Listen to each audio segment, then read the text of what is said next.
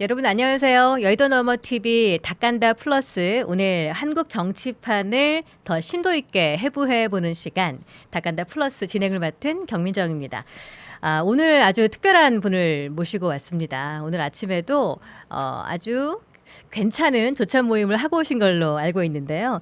국민의힘 초재선 개혁파 모임 대안과 미래 간사 이성관 국민의힘 의원님 어서 오십시오. 네, 반갑습니다. 이성근입니다. 네, 반갑습니다. 네. 어떻게 지금 추운 날씨에 네. 이렇게 와주셨어요. 감사합니다. 네, 불러줘서 고맙습니다. 원래 유튜브라든지 방송에 안 나가는데 예. 그래도 이렇게 불러서 특별하게 나왔습니다. 이렇게 와주신다는 소식이 얼마나 반가웠는지 네. 이렇게 저도 직접 모실 수 있게 돼서 영광이고요. 날씨도 추운데 꿀물 한잔 하시죠. 예, 저희가 여의도 네. 너머 TV에서 이렇게 판매하고 있는 네. 꿀이거든요. 예, 사양 벌꿀 맛있게 한번 타봤고 네. 게스트분들 오실 때마다 많이 뭐 한 스푼씩 막 타드리다 보니까 점점점 양이 줄어가지고 예. 원래 제가 꿀물을 좋아하는 편인데 네. 술을 좋아하기 때문에. 네. 근데 술 먹고 난 다음에 해장할 때 예. 황태국 아니면 꿀물이거든요. 숙취. 네, 근데 제가 먹어본 꿀물 중에서 제일 맛있는 것 같아요. 예, 오늘 괜찮으세요? 근데 아쉽게도 어제 술을 안 먹었어요. 해장 꿀물은 아니고 그냥 꿀물인데 예. 상당히 맛있네요. 예, 좋습니다. 이렇게 또 달달한 네. 꿀맛 같은 이렇게 차도 저랑 함께 같이 공유를 하면서 이렇게 한번 오늘 저도 네. 이것저것 여쭤보도록 하겠습니다. 이렇게 제가 그동안 어떻게 살아오셨는지 제가 네. 좀 우리 시청자분들께 소개를 좀 해드리고 싶어서 준비를 해봤어요. 그러다 보니까 참 대단하시다 생각이 들었습니다. 좀 소개해 보겠습니다. 부산대 총학생 회장이셨고요. 박관영 의원의 비서관으로 정계 입문하셨습니다. 33세에 전세금을 빼서 일본 유학을 다녀오셨어요. 네, 맞습니다. 이거 좀 다 하고 나서 한번 여쭤볼게요. 17대 최연소 국회의원에 당선되셨는데 그 당시에 한나라당으로 2004년 17대 부산친 의뢰 당선되셨죠. 이후에 청와대 비서관을 비롯해서 고배 총영사를 하셨습니다. 코트라 상임감사, 또 부산시 정무특보 경제부시장, 그리고 나서 정계 입문을 하신 지가 세상에 이게 20년, 네, 당선 기준으로 20년 만에 다시 당선 돌아왔어요. 기준으로 20년 만에 그러니까 2024년 4월 총선에 당선되셔서 재선 국회의원에 네. 성공을 하신 건데 그러면은 다시 이런 20년이라는 공백 기간 동안 어떻게 지내셨을까 그냥 겉으로만 상상하다가 굉장히 바쁘셨네요. 네. 예, 그래요. 그냥 뭐 다양한 경험을 좀 쌓은 것 같아요. 예. 나이가 33살에 36이죠. 네. 6세 좀 젊은 나이에 예. 국회의원을 했는데 예. 딱 4년 한 번 하고 못했어요. 그 이유가 당시에 친박 친이 간에 예. 그 한나라당 안에서 개파 투쟁이 아주 심각했습니다. 예. 친이가 친박을 학살하고 친박이 다시 친이가 학살하는 그 과정에 다시 공천을 제가 계속 못 받았어요. 네 번의 공천을 못 받고 예. 20년이 지나고 난 다음에 당선 기준으로 그래 당선이 된 좀 특이한 케이스입니다. 예. 그럼 그때도 혹시 젊은 주자를 키우지 않으려는 뭐 당내 영향이 좀 있었던 건 아닌가요, 혹시? 뭐 그런 측면도 있었는데 네. 지금과 그때 가장 큰 차이점은 네.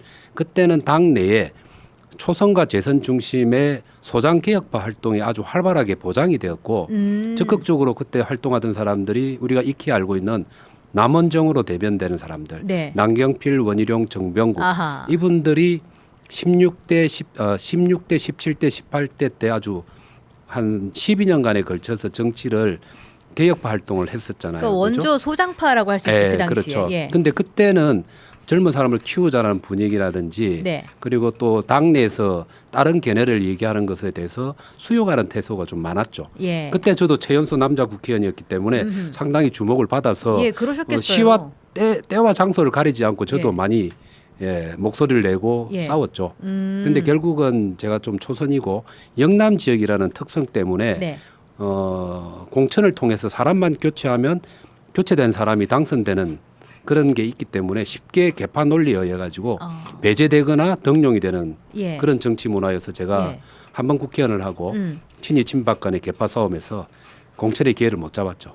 근데 남경필, 정병국 그리고 또 원희룡의 경우는 예. 수도권이었잖아요. 수도권의 경우는 본선 경쟁력 때문에 예. 함부로 교체를 하기 힘들죠. 그래서 개성 있고 정치적 존재감이 강할수록 공천에서도 살아남고 본선 경쟁력도 가지는 네. 그런 구도인데 영남은 좀 다르죠. 좀 예. 너무 고생을 하셨네요. 그러면 그때 30대 초반의 젊은 나이에 또 국회의원을 하시고 나서 네. 그러면은 이 전세금을 빼서 일본 유학 가신 거는 국회의원 되시기 전인가요? 되기 전이죠. 되기 전에 되기 유학을 전에. 경험하시고 네. 국회에 입성을 했다가 예, 그렇죠.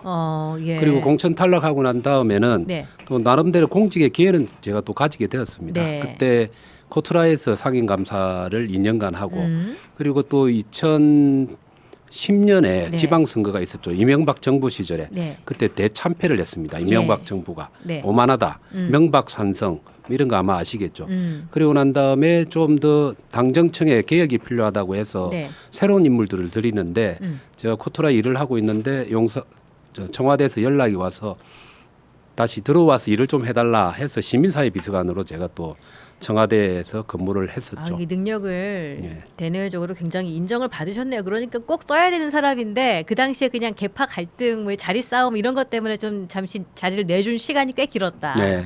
이렇게 보시면 되겠네요. 능력 때문에 등용을 한 건지 네. 아니면 약간의 뭐 이런 표현은 좀 그렇지만 액세서리로 필요했는지는 알 수는 없죠. 아이고. 제가 중학생회장을 하다 보니까 초반에. 보수 정당과 보수 진영 내에서 민주당은 보면 386 당시에 네, 지금은 맞습니다. 586, 686 이렇게 뭐 부르지만 운동권, 예. 운동권 출신들이 많았는데 보수 정당에서는 그렇게 많지가 않았습니다. 예. 원희룡 이런 세대에 비해서 저는 후배 세대인데 예. 제 세대의 운동권을 경험한 좀 진보적 가치관을 가지고 대학 시절을 보냈던 사람이 많지가 않았어요. 예.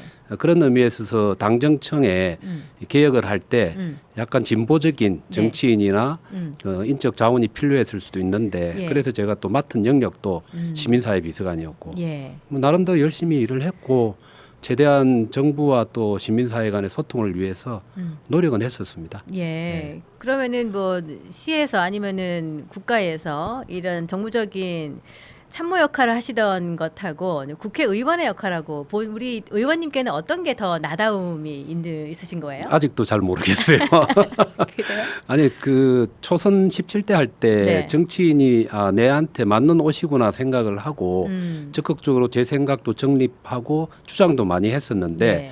오히려 그것 때문에 영당권 의원이다 보니 약간 역차별 받는 면이 있었는데 네. 그리고 이게 정치 현장에 다시 돌아온 게 16년 만에 돌아왔잖아요. 네. 그러다 보니까 그 사이에는 주로 행정의 일을 많이 했어요. 고베에서 총영사, 외교관 활동을 했고 예. 청와대 근무하고 부산시에서 한 3년간의 또 정무특보와 부시장을 했기 때문에 예. 행정의 옷을 입다 보니까 이게 내한테 맞는 옷 같기도 하고 근데 지금 다시 정치권에 들어오다 보니까 아직은 제가 어떤 옷이 맞는지는 잘 모르겠습니다. 솔직하게. 그러시군요. 그럼 이 말씀은 이걸 해도 저걸 해도 다 잘 해내고 있다라는 아이고, 좋게 그런 봐주셔서. 말씀으로 이렇게 다 받아들여지는데 그러면은 17대에 최연소 국회의원 당선되셔서 활동하신 지가 20년 이렇게 되신 거예요. 그러면은 사하갑 지역구 국회의원으로 되셨단 말이에요. 네. 감회가 아주 새로우실 것 같아요. 네, 근데 제가 지역구를 옮겼어요. 원래는 부산 진거리라는 부산의 원도심 네. 가장 중심적인 상업 지역에서 국회의원을 하다가 부산 지역은 크게 동부산, 서부산으로 나뉘어집니다. 네. 동부산은 우리 아마 전국에 있는 국민들도 알다시피 예. 부산 여행을 가면 해운대부터 가잖아요. 예. 그 해운대가 팽창을 해서 기장이라는 곳까지 확장이 돼 있어요. 대부분 글로 가죠. 그러면 부산은 엄청 글로벌한 도시, 발전된 현대화된 도시의 이미지지만 서부산에 가는 순간 제가 서부산 출신입니다. 그래요.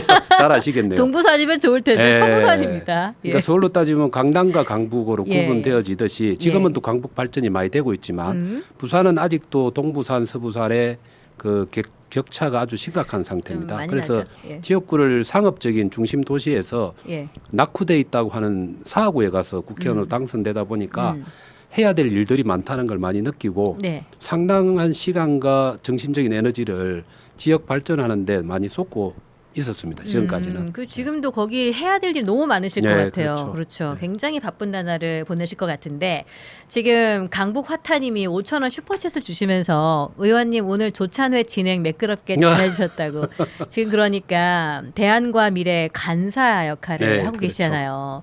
그래서 오늘 인터뷰 내용 중에 참 이 부분이 너무 중요한 내용이고 우리 국민의힘의 미래를 어떻게 좀 가름할 수 있는 우리 대안과 미래의 그런 입장 표명이나 여러 가지 거취가 국힘의 지선의 결정적인 역할을 할 수 있지도 않을까 뭐 이런 생각이 들더라고요. 그래서 특히 오늘 같은 경우에는 아침에 조찬 모임을 하기도 하셨고 해서 슈퍼챗까지 주셔서 감사드리고요. 자, 국민의힘 초재선 의원이 주축인 개혁파 모임 대안과 미래의 간사를 맡게 되셨는데 이게 개혁 성향의 공부 모임이라고 들었는데요. 어떤 내용을 주로 회의를 하시고 공부를 하시나요? 일단 시작부터 이 네. 모임이 발족한 시작의 배경을 좀 알아야 될 것 같아요. 우리가 2024년 12월 3일 날 계엄이 있었잖아요. 그로부터 찬반 논쟁이 존재를 했고 네. 헌법재판소에서 4월 4일 날 탄핵이 인용이 되었고 네. 그래서 작년 12월 3일이면 2025년 12월 3일이면 1년을 맞이하잖아요. 네. 근데 우리 당은 그 계엄과 탄핵의 강을 못 건넌 상태였어요. 이게 계엄은 잘못됐다고 인정을 했지만 탄핵에 대해서는 찬성과 반대가 나누어져서 당 안에서도 혼란이 거듭되고 있고 우리 지지자들과 당원들도 마찬가지로 혼란이 거듭되어 있는 상태. 예. 그리고 국민들은 우리 국민의힘에 대해서 탄핵을 반대한 세력으로서 낙인을 찍고 있는 상황이었죠. 근데 12월 3일이 다가오니 우리가 재선의 국회의원들 중에 8명이 대안과 책임이라는 공부 모임을 하고 있었어요. 예. 그래서 12월 3일 정도에는 적어도 1년을 맞이했으니까 우리 당이 대통령을 배출했는데 그 대통령이 계엄을 했기 때문에 네. 사과 반성을 하고 윤 대통령과의 절연을 하고 쇄신을 해야 된다. 그걸 입장 발표를 하자라고 그때 기자회견 해가지고 하셨던 분들. 그렇죠. 그렇게 기자회견을 한 사람이 25명이었어요. 예, 그렇죠. 그렇게 해서 기자회견까지는 마쳤는데 네. 그 다음에 이제 뭘 할 거냐 일시적으로 모인 거잖아요. 네. 그래서 몇몇 의원들이 동지회를 한번 만들자라고 어허. 얘기를 해서 예. 첫 모임을 한번 가져봤더니 자 지속적으로 당의 발전을 위해서 공부도 하고 당의 현안 문제에 대해서 목소리를 내는 네. 그룹화를 하자라고 해서 모임을 만들어지고 그리고 이름도 대안과 미래로 네. 확정을 짓고 지금까지 오늘까지 하면은 5번의 모임을 지속해 왔습니다. 그러면은 그 당시에 12.3 작년 2025년 12월 3일에 네. 기자회견을 25명의 국회의원들께서 해주셨잖아요. 그렇죠. 그러면은 그때 장동혁 대표 그 체제에서 조금 불편하지는 않으셨나요? 그렇게 입장 그 표명을 점을 하는 것을. 우리가 되게 우려했어요. 네. 저희들이 25명이 입장을 발표한 거는 결정을 냈지만 네. 이것을 일방적으로 지도부하고 무관하게 발표하게 되면 지도부를 곤혹스럽게 만들 수 있다라는 생각하에서 네. 11월 20일 날 한 적어도 발표하기 한 2주 전이죠. 미리 장동혁 대표에게 면담 요청을 했어요. 그래서 하셨군요. 우리가 4명의 의원들이 갔습니다. 네. 저와 조원희 의원, 엄태영 의원, 권영진 의원 이렇게 4명이 가서 한 40분간의 면담을 했어요. 그래서 3가지 정도의 수위로 우리 차원이 아니고 당 차원의 공식적인 입장 표명이 필요하다라고 제안을 드렸어요. 네. 근데 결코 그렇게 답이 많지는 않았는데 적극적으로 검토하겠다. 예. 저도 생각이 있습니다. 라는 얘기를 듣고 나왔죠. 네. 근데 결과적으로는 장동혁 대표가 입장 발표를 안 하는 걸로 예. 12월 3일 이전까지 그렇게 되다가 발표를 했죠. 페이스북에. 네. 근데 그 입장의 내용이 사과라기보다는 계엄의 원인이 민주당의 이런 배악질 때문에 발생한 것 같은 첫 줄이 들어감으로 인해서 예. 장 대표의 그 사과의 의미 자체가 아주 부정적으로 해석이 역으로 되어버립니다. 그러니까 대안과 미래 안에 뭐 일반적으로 국민들께서 알고 계시는 한동훈계 분들도 같이 들어가 같이 있습니다. 공부를 하고 계시는 거죠. 네, 네. 그래도 대안과 미래에 지금 이성권 간사님을 주축으로 이루어져 있는 그 의원님들하고 25명의 그러니까 이름을 올렸던 분하고 또 최근에 한동훈을 제명함으로써 한 16명의 의원이 그 공동성명 내고 이거하고는 네. 또 계파가 좀 계열이 다르다고 봐야 되는 거잖아요. 많이 다르죠. 입장 차이가 좀 있는 건데 네. 어쨌든 뭐 한동훈 친한계 그러니까 한마디로 친한계 쪽에서는 한동훈 제명하는 것은 말이 안 된다라는 입장이신데 대안과 미래의 우리 이성권 간사님 입장에서는 한동훈이 우리 국민의힘에 반드시 필요한 존재였는가 어땠을까 좀 어떤 입장 갖고 계세요? 그 저희들 그러니까 저나 우리 대안과 미래의 주류의 다수의 생각은 한동훈 대표 개인의 문제로서 우리가 바라보지는 않습니다. 네. 그러니까 중요한 것은 노선의 문제를 바라봅니다. 그러니까 그 말은 뭔가 하면 네. 우리 보수 진영의 가장 큰 문제점은 뭔가 하면 노선상에 있어서 네. 세력 윤석과의 관계에 있어서는 뺄셈의 정치를 해나가서는 안 되고 덧셈의 정치를 해야 한다. 이걸 우리가 계속 강조를 합니다. 네. 그러니까 대표적인 뺄셈의 정치의 사례가 윤석열 대통령이 당선되었을 시점만 하더라도 다 아시다시피 당 대표가 이준석 대표였잖아요. 예. 지지율이- 대표적인 뺄셈이었죠. 네, 그렇죠. 그때 윤석열 대통령이 맞아요. 얻은 득표율이 예. 0.73% 차이로 이재명 후보한테 겨우 이긴 거예요. 맞습니다. 100명 중에 한 명의 차이도 아닙니다. 그러니까 연합군이 형성이 된 거잖아요. 근데 대통령이 되자마자 자기하고 생각이 다르다고 물론 선거 기간에도 엄청난 많은 충돌이 있었지만 예. 결국은 됐죠. 그죠?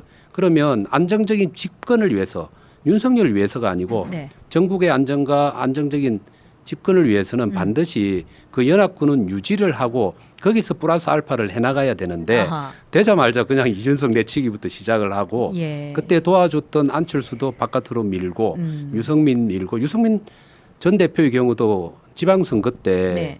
그냥 가만 안 놓으면 그 경기도에서 공천받고 틀림없이 유승민 대표가 당선이 되었을 건데 예. 후보 교체를 룰까지 바꿔가면서 강제를 했잖아요. 그래서 유승민도 내치고 네. 이렇게 마이너스 정치를 하다 보니까 집권 기반이 약화되었고 네. 그러면서 나중에 민주당의 뭐 탄핵이라든지 예산에 대한 문제나 뭐 이런 것 때문에 핑계로 해서 결국은 예. 계엄까지 하게 됐잖아요. 그렇죠. 이게 전형적인 뺄셈의 정치의 노선이라고 본다면 맞습니다. 그런 측면에서 현재 우리는 집권 당도 아니고 예. 야당이잖아요. 예. 그럼 갈수록 세력을 붙여야 되는데 있는 세력조차도 다 제거하려고 하는 이 모습은 아니다. 이게 우리의 대안과 미래의 다수 노선이에요. 예. 근데 한동훈계의 의원들은 한동훈 중심으로 사고를 하니까 그 점이 우리하고 좀 차이가 있는 거죠. 그러면은 지금 뭐 김용태 의원 등 예. 그 이른바 소장파 의원들 이 분들이 주장하는 그 한동훈 제명권에 대해서 장동혁 대표의 재신임 투표를 해야 된다. 뭐 이런 얘기를 하잖아요. 뭐 네. 사퇴하라. 이런 혹시 이 발언에도 공감을 하십니까? 아니면 동의를 하시는 정도까지 가십니까? 저는 뭐 한동훈계가 얘기하는 것처럼 네. 사퇴하라는 건 좀 과도하다라고 생각을 해요. 음. 예, 일단 사퇴하라고 한다고 해서 네. 물리적으로 사퇴가 불가능합니다. 장동혁 대표 본인이 결단을 하지 않는 이상은 네. 지도 체제가 이번에 그 표결에서 나타난 것처럼 7대 1대1로 갈렸잖아요. 네. 그러니까 물리적으로는 강고한 지도 체제를 유지하고 있는 예. 상태이기 때문에 예. 사퇴하기는 좀 어렵다고 봐야 되고 김용태 의원이 재신임을 얘기를 꺼냈던 이유는 실제 재신임 투표를 하자는 의미보다는 당 대표의 책임지는 정치가 필요하다라는 그런 것을 주장하기 위해서 얘기한 내용이죠. 그 점은 네.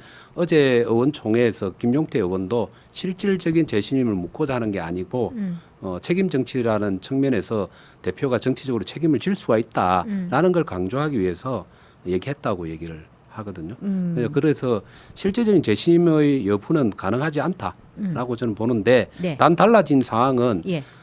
당권파를 중심으로 해서 재신임 투표를 하자고 지금 주장하는 분들이 나타났어요. 예. 예, 어제 이미자 의원이 그렇죠. 재신임 투표하자. 100% 수용을 전제로 예, 해서 하자. 수용을 전제로 해서 그다음에 또 다른 분은 재신임 투표를 하되 그걸 주장했던 당신들도 의원들도 의원직을 걸어라 예. 이런 얘기를 하면서 약간 협박성까지 예. 나오게 됐는데 결론은 당 대표가 어떤 선택을 하는가가 남아 있죠. 그렇군요. 자, 그래서 지금 오늘 아침에는 특히 이준석 의원이 대안과 미래에 가서 조찬 강연을 함으로써 그 거기서 진행도 하시고 하면서 좀 분위기가 어땠나요?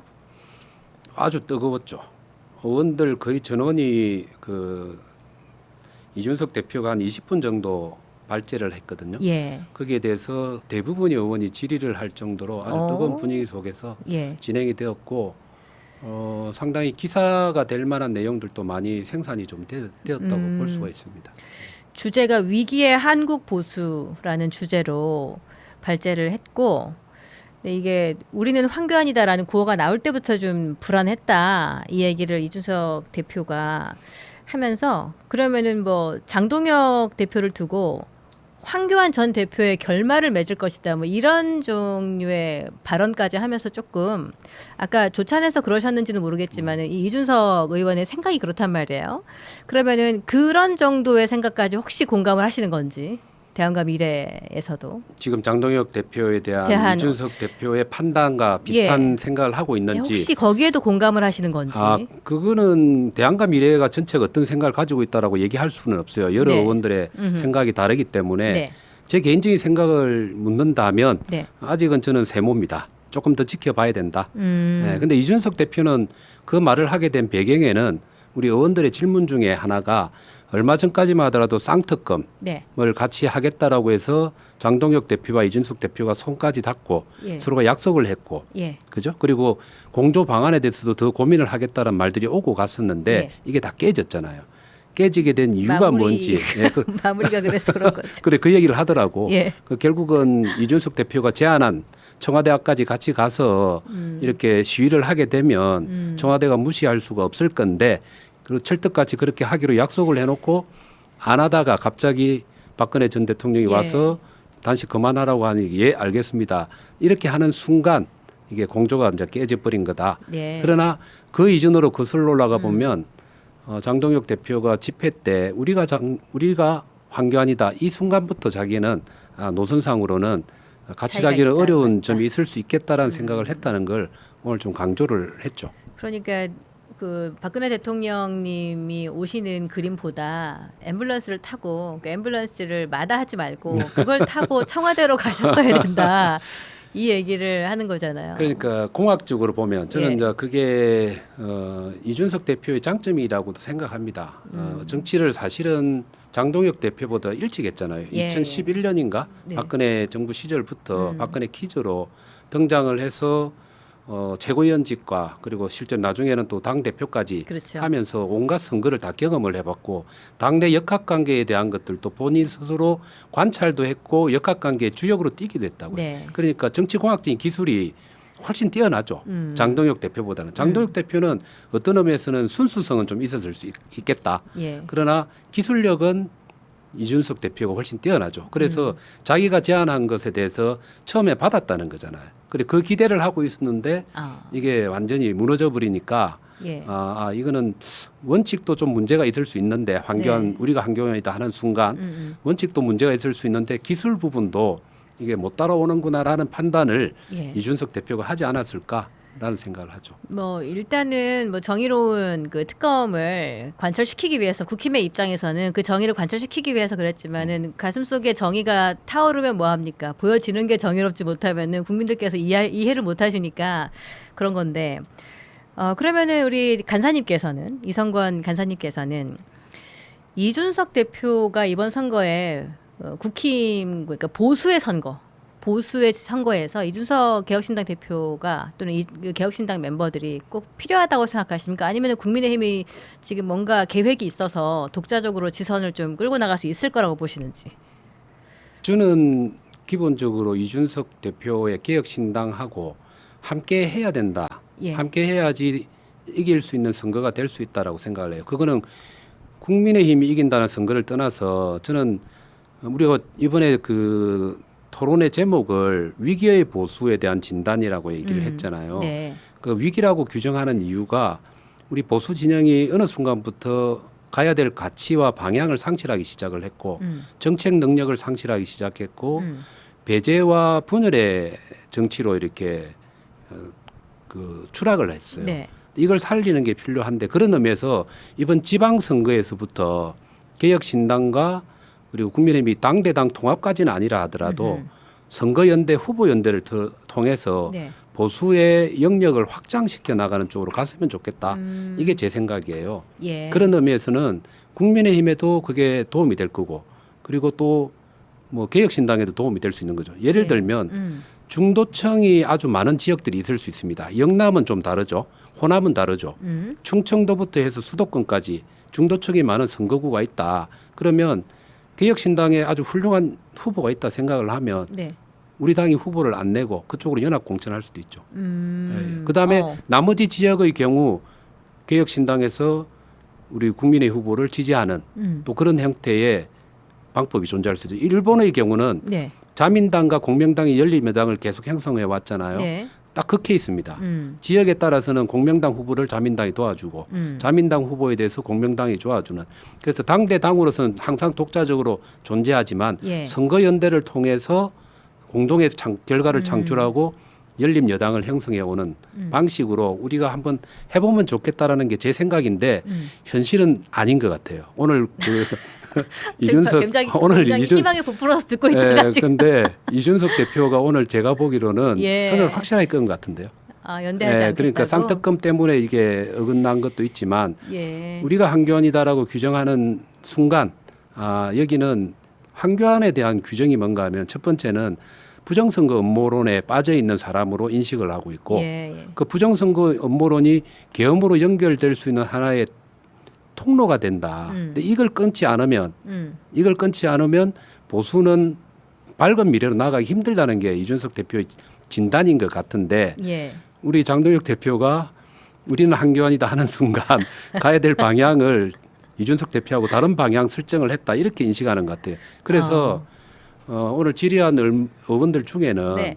자 그러면 당신들도 세력이 적은데 이번 지방선거에서 독자 생존이 가능하겠냐 예. 안 되는 선거에 무리하는 거 아니냐 이런 질문을 하니 예. 아까 같이 하기 힘든 그 이유를 설명을 하고 그다음에 이준석 대표는 독자 노선의 성공을 위해서 최선을 다한다. 예. 그래서 모든 선거구에 최대한 후보를 낼 수 있도록 후보 발굴 특히 중요하게 여기는 게 강력 의원과 지방 의원 그러니까 기초 의원을 최대한 많이 만들고 당선될 수 있도록 하는 것. 그 중에서 기대를 제가 해석하는 겁니다. 네. 기초 의원. 예. 그 기초 의원들 중에서는 3인 4인 선거구가 선거구. 3인 4인 선거구가 있으니까 한 명이라도 소수 되겠지. 정당이 한 명이나 들어가잖아요.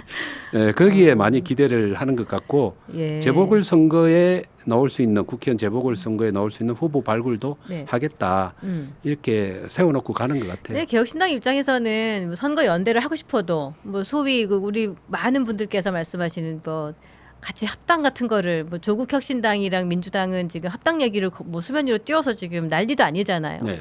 합당이나 선거 연대 같은 쪽으로 어떤 이 단어라도 입에 올리고 싶어도 이게 흐름이 빌드업이 되지가 않는 거예요.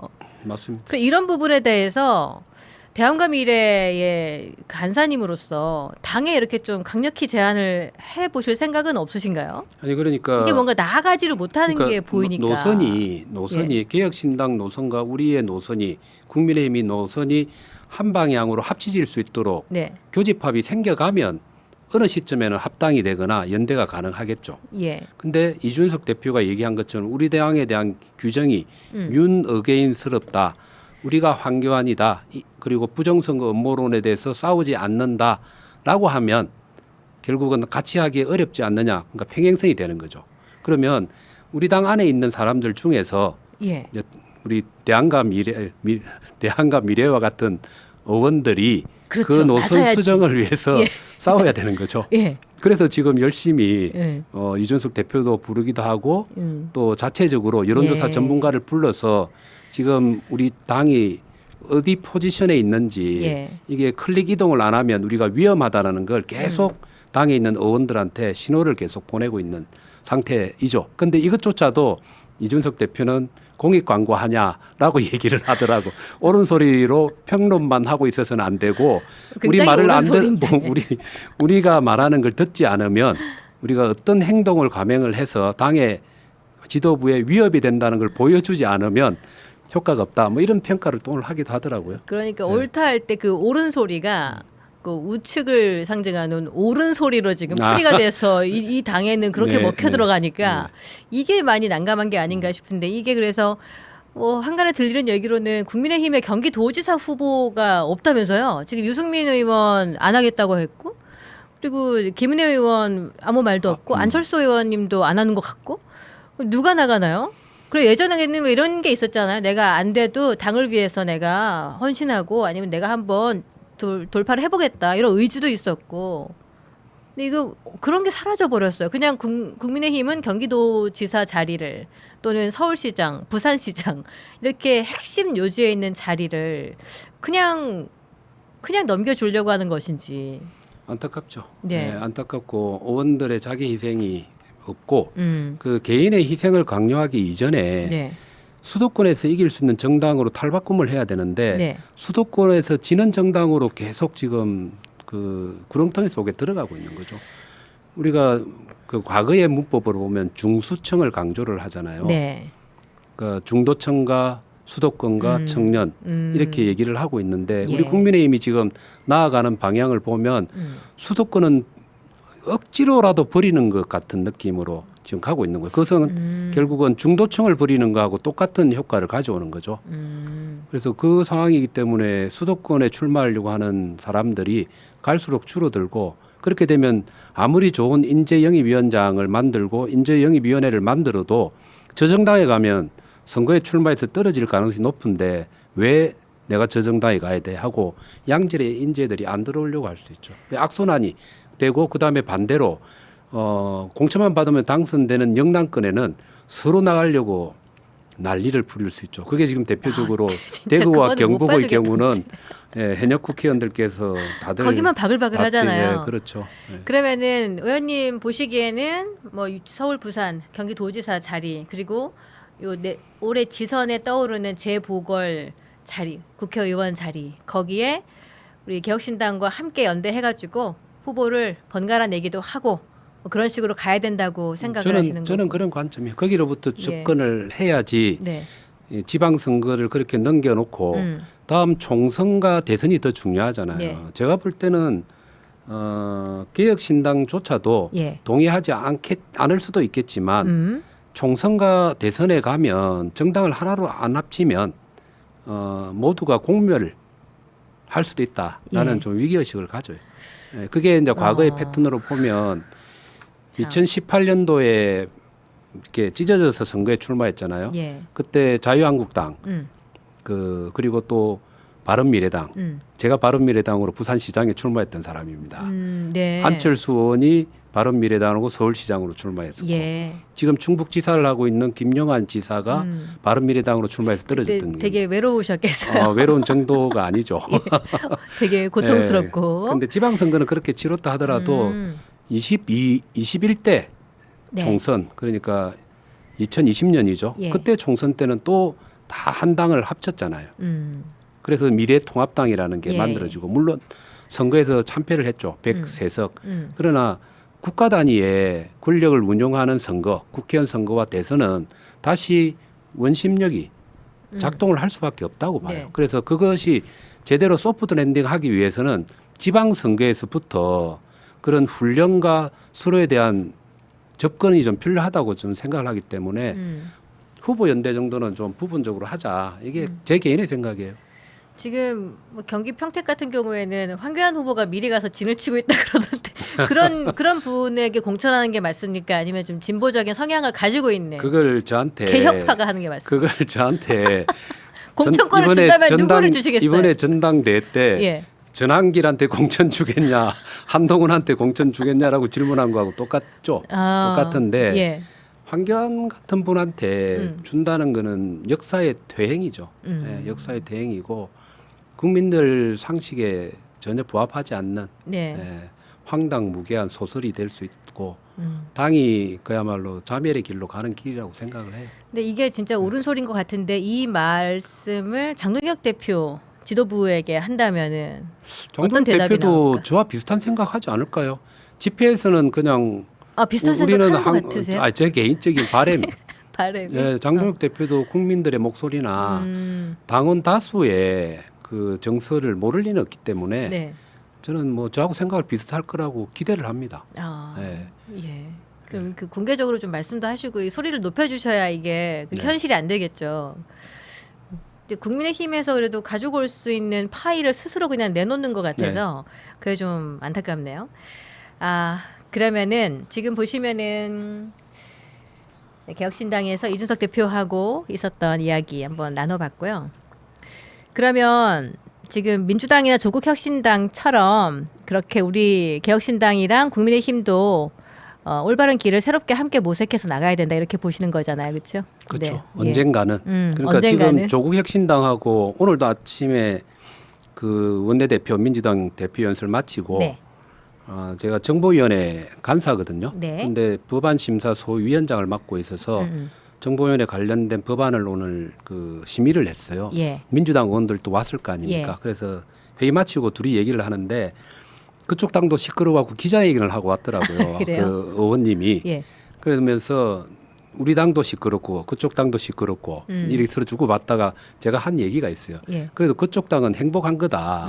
덧셈 정치를 하기 위해서 내분이 일어나고 시끄러운데 우리는 뺄셈 때문에 시끄럽고 아 거기 더하느라 그러는 거니까 그렇죠. 낫다. 그렇지요. 하나라도 합치려고 하는 과정에 물론 그 목적 자체가 다음 국면에서는 네. 분열이 일어날 수 있는 소지가 분명히 존재하고 그 당 여권 내의 권력 투쟁의 시발이라고 보고는 있지만 예. 어쨌든 형식으로 보면 덧셈 더하는 그런 그 정치 과정 속에서 자범이지만 우리 예. 당은 하나씩 제거하는 과정의 자범이니까 네. 우리가 좀 더 안타깝죠. 근데 어쨌든 개혁신당하고는 우리가 좀 합치가 될 수 있도록 우리 당도 개혁신당도 노선의 방향을 조금씩 그 변침을 해서 맞출 수 있는 방향으로 가야 된다 생각을 합니다. 그렇네요. 자, 그러면은 이 이슈 한번 우리 한동훈 전 대표 제명권 한번 이야기를 좀 더 나눠 보도록 하겠습니다.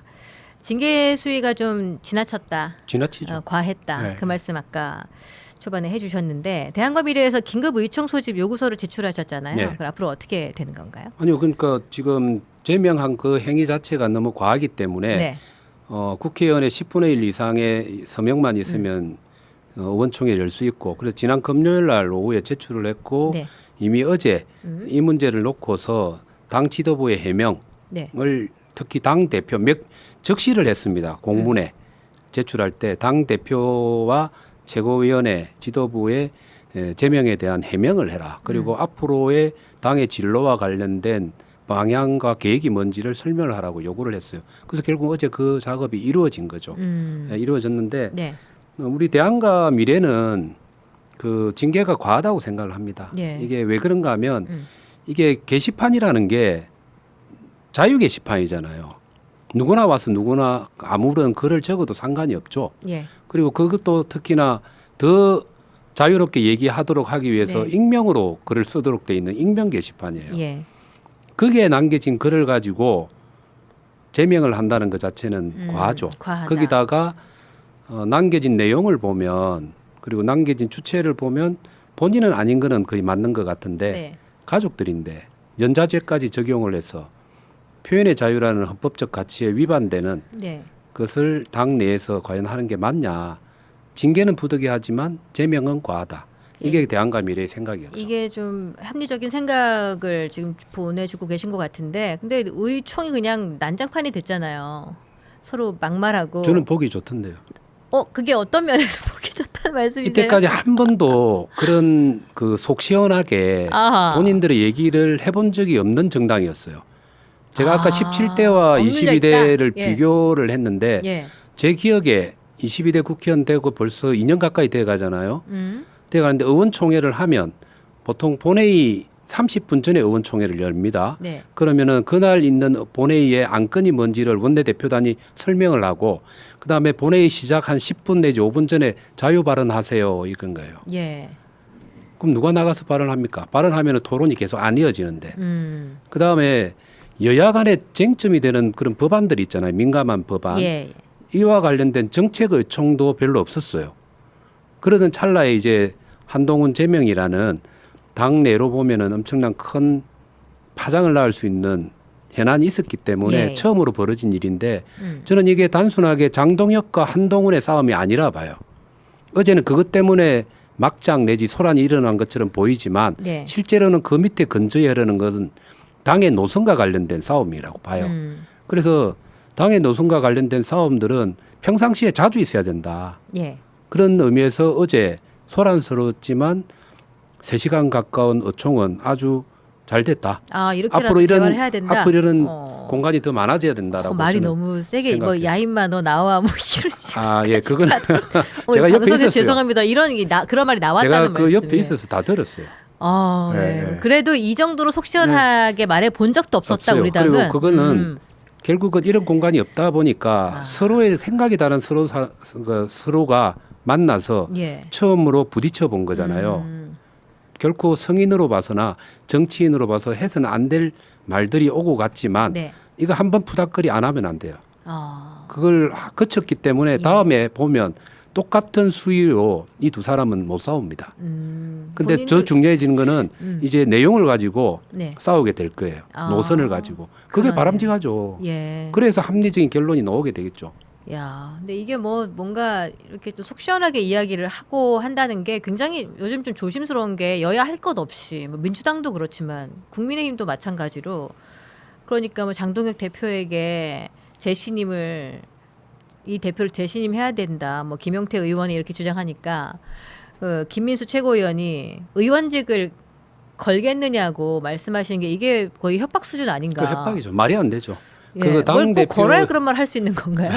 그리고 국회의원 한 명 한 명은 독립적인 헌법기관이에요. 예. 그리고 그 지역구에서 뽑아준 유권자들이 있어요. 음. 윤리위원회 표현대로 하면 예. 그렇잖아요. 당 대표를 당원들이라는 자유의지의 종합이라고 봤잖아요. 네. 그 신격과 비슷하게 시켰잖아요. 그렇죠. 국회의원들도 그 지역구 유권자들의 투표에 의해서 형성된 자유의지의 종합이에요.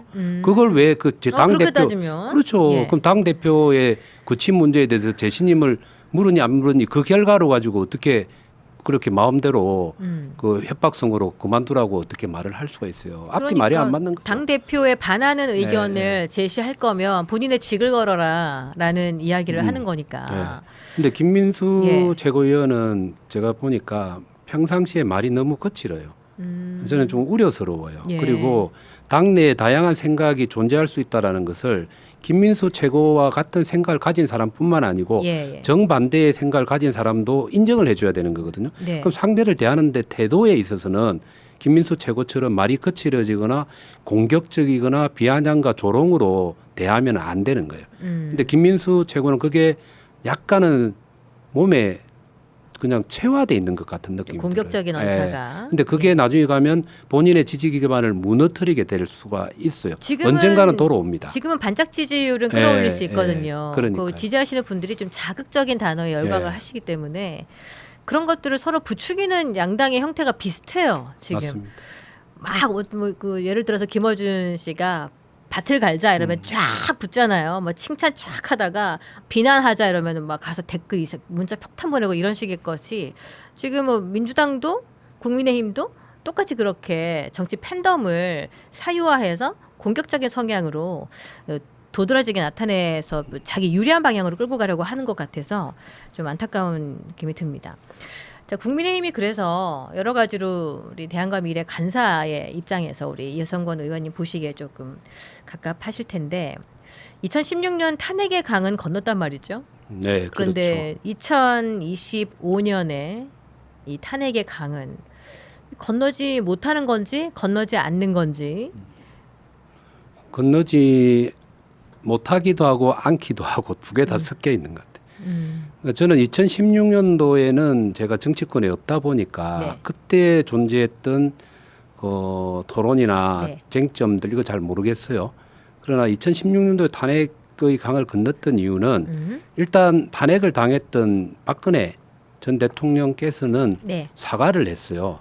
사과와 반성을 하고 예, 네. 자숙 모드로 들어갔고 그리고 그 박근혜 대통령에 가까이 있었던 사람들도 자숙 모드로 있었죠. 네. 그리고 거기에서 파생된 새로운 출발을 하려고 하는 세력들이 있었기 때문에 예. 바른정당이 있고 국민당이라는 안철수 정당하고 합쳐서 바른정당이 만들어져서 2018년 선거를 치러보기도 하고 예. 그러니까 과거를 단절하겠다라는 그 노력들이 세력으로 나타났죠.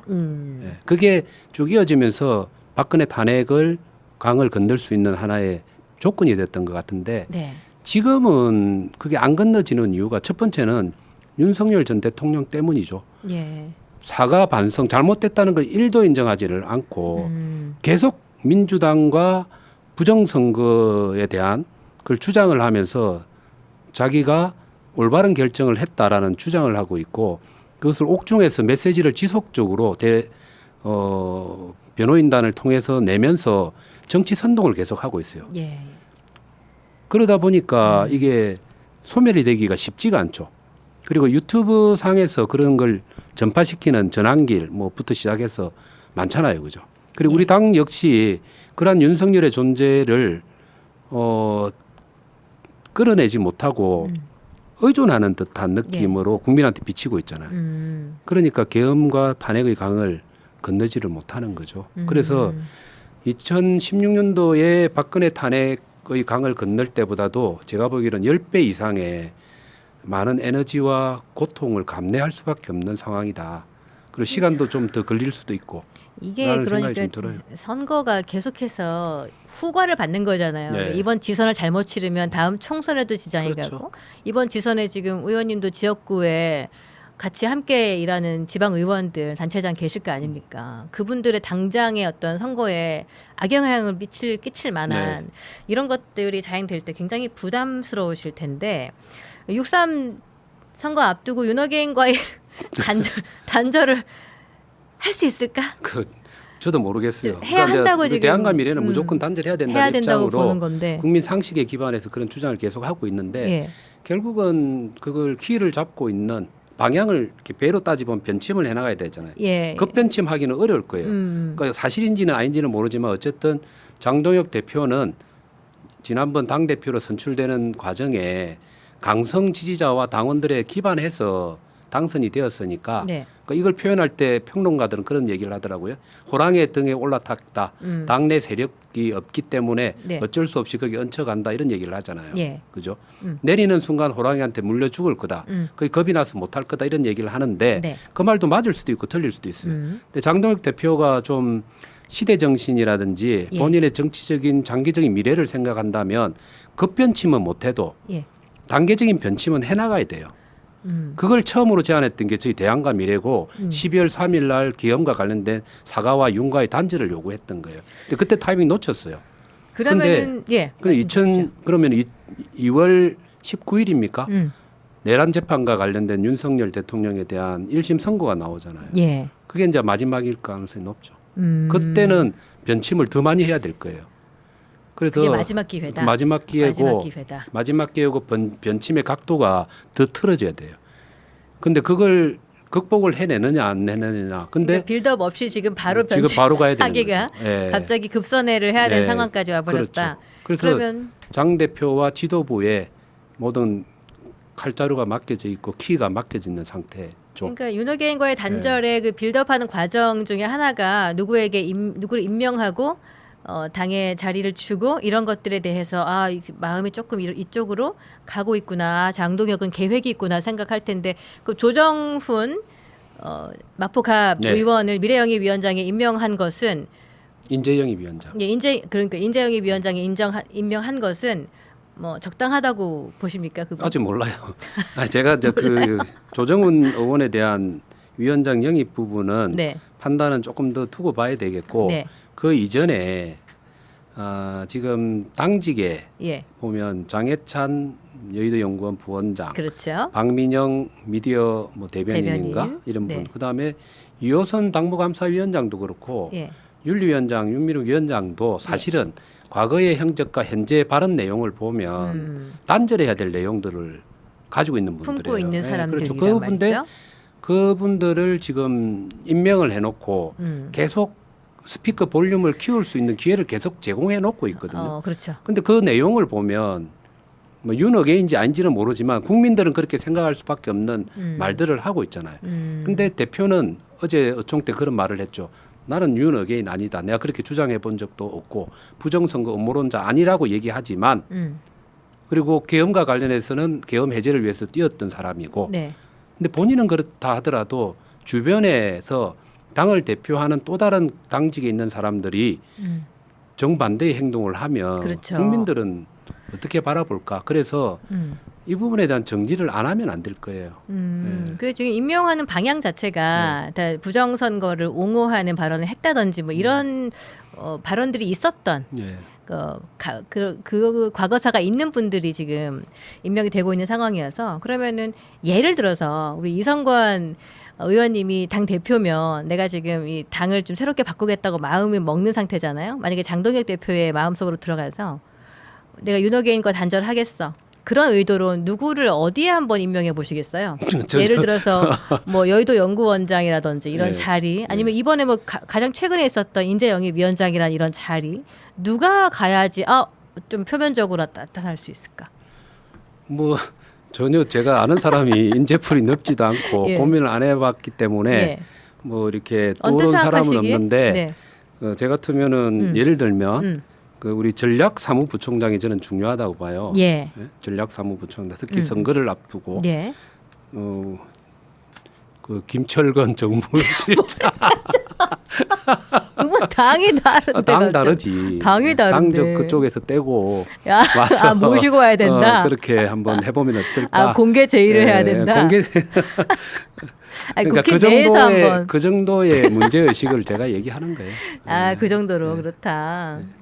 국힘 내에는 도무지 없습니까? 대안과 미래에도 하실 만한 분이 계실 거 국힘 아닙니까? 내에서 예. 만일에 찾아보라고 한다면, 뭐 하면 전략정무실장 뭐 이런 거를. 예를 들면은 권영진, 조원희 의원 같은 분들은 네. 정치 경험도 풍부한 스타일이고 그다음에 전략적 마인드가 있는 분들이기 때문에 그런 분들을 좀 등용을 할 필요가 있다고 생각을 하죠. 그분들은 윤호계행과는 단절이 그렇죠. 되신 상태이신가요? 네. 예. 그렇죠. 그렇죠. 근데 그렇게 뭔가 임명하는 모양새만 딱 봐도 국민이 아실 만한 맞아요. 어떤 빌드업 과정이 좀 있으면 좋을 텐데 그렇습니다. 지금 부산에 계시잖아요. 네. 부산이랑 서울 오가시면서 의정 활동하시기 정말 힘드시겠다. 그렇죠. 기차를 타고 막 왕복으로 6시간을 이동하셔야 되는 건데 그러면 지금 현재 부산 선거 민심을 조금 여쭤보면은 현재 나오는 여론조사를 보면은 부산 민심이 좀 심상치가 않아요. 네, 이게 그렇죠. 부산 유권자들이 정부 여당에 대한 긍정 비율을 많이 높게 보고 여당을 선택을 하고 있는데 여론조사 상으로는 어떻습니까? 현장 나가면은. 부산이 그 보수 텃밭이 절대 아니거든요. 그 보통 PK, TK를 분류해서 영남권으로 한 덩어리로 보는데 결코 그렇지가 않습니다. 그래서 현장에 나가보면 싸늘한 때가 많아요. 예. 그러니까 제가 왜 텃밭이 아니라고 얘기하는가 하면 과거의 통계를 보면 그냥 알 수가 있습니다. 네. 그러니까 역대 선거를 분석을 해보면 2018년도에 네. 그때 물론 뭐 전국적으로 민주당이 바람이 불었는데 TK는 별로 안 넘어갔잖아요.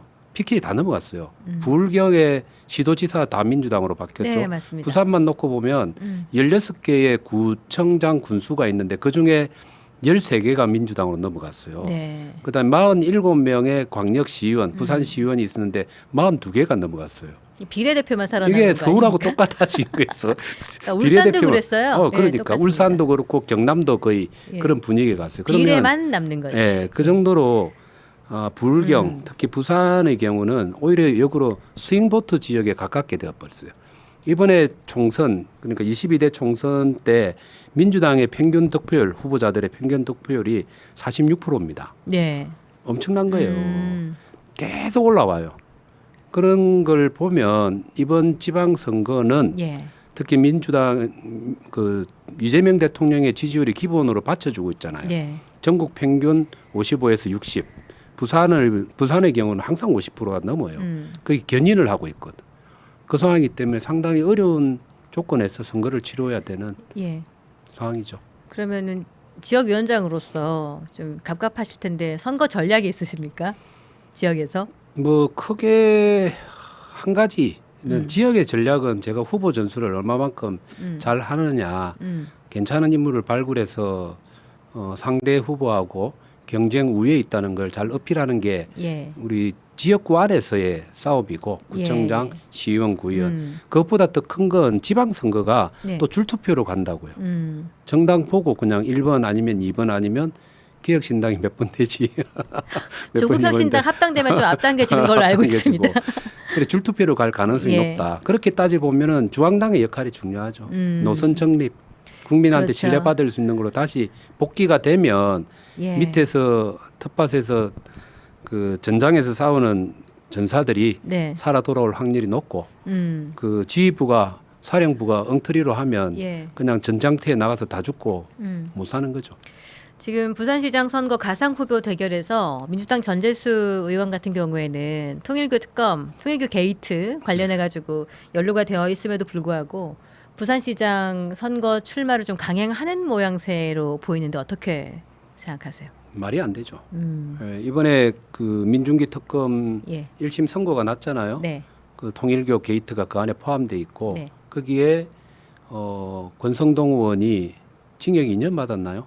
예, 선고를 받았잖아요. 징역형으로. 네. 통일교로부터 금품을 받은 것 때문에. 네. 근데 민중기 특검 과정에 나온 게 국민의힘뿐만 아니고 민주당의 정치인들의 이름이 나오고 윤영호 본부장이 직접 돈을 전달한 것을 명시를 하고 특검에 얘기를 했잖아요. 네. 그중에 인물이 하나가 전재수 의원이잖아요. 근데 그걸 안 게 민중기 특검에서 안 게 8월 달이에요. 예. 근데 11월 달까지 입 닫고 있었던 거지. 그렇죠. 예. 근데 본인들의 의도와 무관하게 파견 검사들이 복귀하는 과정에서 네. 그게 알려지게 된 거잖아요. 무마시키려고 했던 게 밝혀지게 된 밝혀지게 것이다. 된. 예. 4천만 원 뭐 어쩌고 저쩌고 예. 그다음에 시계 명품 시계 2가지 뭐 이렇게 됐는데 그러다 공소시효 끝나버린 것도 있고 그렇지 그렇죠. 않습니까? 그래서 이게 12월 31일부로 네. 3천만 원 이하의 정치 자금이나 돈을 뇌물을 받게 되면 공소시효가 끝나버리게 됐으니까 네. 지금 그걸 결국은 어딘가의 지휘하에서 그걸 12월 31일까지 끌고 오고 있다가 네. 일단은 공소시효 도과를 핑계로 해서 이제 무마시키는 단계로 들어갔고 그 과정에 전재수 의원은 조용하게 있다가 이제 구정전으로 출마를 공식적으로 선언하려고 하는 거 아니냐. 그래서 결국은 권력이 뺏기니까 이런 일이 생기게 되는 거고 예. 이재명 정부의 영악함과 그리고 범죄에 대한 그 잘못된 그 반성하는 게 없이 정치적 힘으로 그냥 밀고 가려고 하는 예. 그 본인의 사법적 리스크를 안고 대통령이 된 사람이다 보니 그렇죠. 다른 사람들의 내 편이면 사법적 리스크가 있어도 밀고 간다라는 네. 그런 의식이 그대로 반영된 결과가 아닌가. 윤리 기준이 상당히 낮아졌다. 예, 이런 분들이 그렇죠. 계시더라고요. 이기는 게 뭐 옳은 거다, 뭐 이렇게 올바른 거다 이런 판단을 하고 이기는 있는 게 것 같아요. 정이다. 예, 그런 것 같아요. 지금 그런 것 보면. 같네요. 그렇습니다. 박형준 시장 재선이 가능할까요? 지금 어떤가요 상황이? 어려움에 많이 봉착해 있죠. 그게 아까 말한 것처럼 박영준 시장이 지금 전재수 후보, 그러니까 의원하고의 지지율 격차가 오차 범위를 좀 벗어나는 것처럼 보이는 네. 조사도 있고 일부 제가 듣기로는 자체가 이거 시당 차원에서 조사한 바로는 또 이기는 조사가 나오기도 합니다. 공표는 안 돼 있는데 그런 걸 종합해 보면 쉽지 않은 선거를 맞이하고 있는 건 사실인 것 같고 네. 가장 큰 두 가지 이유는 아까 우리 당에 대한 우리 중앙당 당 자체가 윤핵관을 벗어나지 못하기 때문에 신뢰성이 회복이 안 되는 게 첫 번째 있고 네. 그다음에 이재명 정부 입장에서는 부산 서울이 절체절명에 탈환해야 될 어떤 고지이기 때문에 그렇죠. 부산에 대해서는 물량 공세를 음. 퍼붓는 거죠. 그래서 해양수산부 이전 그 속전속결로 12월 말부로 했고 예. 그다음에 해양과 관련된 그 민간 기업들 예. 이전시키는 작업도 지금 하고 있는 상황이고 네. 그 외에도 여러 가지 음. 그 부산 지역에 대한 물량 공사를 통해서 윤석열 정부와 우리는 다르다 효능감을 느끼주도록 하겠다. 네. 그 속도전을 펼치고 있는 게 부산 시민들한테 상당히 어필이 되고 있는 이 두 가지 우리 당의 문제와 이재명 정부의 물량 공세 이 두 가지가 결합된 결과로 고전을 면치 못하고 있는 거라고 봐야 되죠. 그렇네요. 지금 보면은 부산시장 국민의힘 후보로 뭐 거론되고 있는 뭐 세간에 거론되고 있는 분들이 뭐 조경태 의원도 있는 것으로 알고 하는데 본인이 뭐 입장을 밝힌 건 아니신데 그러면은 이게 앞으로 후보 일단 국힘에서도 후보가 되어야 되잖아요. 네, 후보가 될 때 박형준 지금 2026년 국힘 대표의 친 박형준계 이렇게 여쭤보면은 후보가 될 수 있는 경쟁력이나 이런 것들은 어떻게 보시는 거예요? 다른 분들이 좀 이렇게 그 부산에 한번 도전해보고 싶다 이런 분들이 좀 계신가요? 지금 현역 의원 중에서 네. 뭐 약간 검토를 하고 있는 의원이 있는 걸로는 알고 있습니다. 네. 그러니까 언론에서 거론되고 있는 조경태 의원이나 네. 그다음에 김도읍 의원 예. 이런 분들이 좀 고민을 하고 있는 것 같아요. 예. 근데 음. 구정 전으로는 아마 결단을 해야 될 겁니다. 너무 늦어지면 실제 경선에서 뚫고 나가기 힘들 것이기 때문에 결단을 구정 전으로 할 수도 있고 아니면 접을 수도 있고 그러니까 알 수는 없지만 일단 경선에서 후보가 돼야 되는데 현역 프리미엄이 만만치가 않습니다. 예. 박영준 시장이 전재수 의원하고 가상 대결에서 그런 좀 어려움이 있긴 하지만 다른 의원들을 가상 대결을 붙이면 박영준 시장보다 이긴다는 경쟁 우위가 보여줘야 되는데 그게 안 보여주는데 그럼 당원들이 확신을 할 수 있겠습니까? 시민들이 확신을 할 수 있겠어요? 예. 그런 어려움이 있고 그다음 두 번째는 네. 만일에 현역 의원들이 출마를 본선에 하게 되면 그분들은 배지를 떼야 됩니다. 그렇죠. 조경태 내려놔야 의원이나 되는 거죠. 그다음에 그 김도우 의원이나 배지를 떼야 되잖아요. 그러면은 그 지역에 보궐선거가 생겨요. 자, 보궐선거가 생기면 우리도 후보를 내야 되고 저쪽도 후보 내야 되는데 네. 상대 쪽은 후보가 준비가 돼 있습니다 이미. 예. 근데 우리는 후보가 없어요. 근데 하나만 딱 예를 들면 지난 대통령 선거 당시에 우리 국민의힘의 그 김문수 후보하고 네. 이재명 후보하고 득표율 차이가 평균 10% 넘게 우리 당이 이겼어요. 네. 한 11% 정도. 예. 그다음에 이준석 후보가 한 6% 정도. 네. 그 합치면 17% 정도 차이로 볼 수가 있는데 네. 근데 유일하게 부산에서 이재명 후보한테 진 지역구가 18개 선거구 가운데 김도부 의원의 지역구예요. 그 말은 무엇을 의미하는가 하면은 그곳의 텃밭은 민주당 성향이 아주 강한 데라는 걸 알 수가 있고 네. 그러면은 김도부 의원이 4선까지 온 것은 김도부 의원의 개인기로 거기서 버텨왔던 거예요. 대단한 거예요. 예. 자 그러면 거기에 보궐선거가 벌어진다. 김도우 뺏기는 의원이 거지. 아닌 다른 사람을 투입을 해야 되는데 후보가 없다. 그렇게 되면 자칫하면 넘어간다. 우리가 그렇잖아도 107석밖에 안 되는데 의석 하나를 잃게 될 가능성? 그러니까 조경태 의원 지역도 마찬가지예요. 그렇죠. 조경태 의원이 민주당에 있다가 우리 당에 왔다 해서 6선을 쌓아왔는데 예. 본인의 나름대로 개인 경쟁 우위가 있는 거예요. 맞습니다. 그런데 그럴 만한 인물이 과연 지금 현재 정당 지지율 상에서 될 수가 있냐. 그리고 아까도 말한 것처럼 예. 박영준 시장보다도 그 두 분을 민주당의 후보하고 가상 대결을 시켰을 때 높게 나와야 되는데 높지 않다. 그러면 시장 선거도 지고 지역구에 의석도 하나 더 뺏기게 되면 예. 그럼 어떻게 할 거예요? 상당히 낭패가 되겠네요. 이런 그 어떤 논리 때문에라도 도전해 보겠다는 말을 못 하는 거죠. 예, 그런 논리 때문에 의원들도 고민이 많고 박영준 시장이 이런 논리 때문이라도 경선에서는 좀 우위에 설 수 있다라고 보는 거예요. 지금 그 지지율은 어떻게 돼요? 전재수 의원하고 견주어 볼 때? 수치는 잘 모르겠습니다. 오차 범위 내에 예, 있다. 있거나 뭐 그렇게 보면 될 것 같아요. 예, 그건 확실한 것 같아요. 예, 그러네요. 지금 대안과 미래의 이성관 간사이신 네. 국회의원 이성관 의원님 만나보고 있는데 저도 부산 사람이어서 듣는 내내 왜 이렇게 다정하게 잘 들리지 했더니 사투리가 사투리. 너무 좋은 거예요. 근데 제가 부산 사투리 아니에요. 어디 사투리세요 이게? 예, 부산과 경상남도 남해군 사투리가 섞여 있는 경상남도 약간 남해 너무 융합적 좋다. 사투리입니다. 아 예. 이 부산 사투리가 이게 예. 좀 온화해요. 이게 남쪽으로 내려갈수록 좀 예. 그런 경향이 있어가지고 제가 되게 좋아하는 사투리인데 어쩐지 좋다 생각을 했습니다. 오늘 인터뷰 너무 감사드리고요. 자주 나와 주십시오. 한 번씩 생각해 모시겠습니다. 보겠습니다. 오늘 네. 닭간다 플러스에서 아주 귀한 분을 모셨습니다. 대한과 미래 간사이신 이성관 국회의원님 너무 감사합니다. 네, 고맙습니다. 네.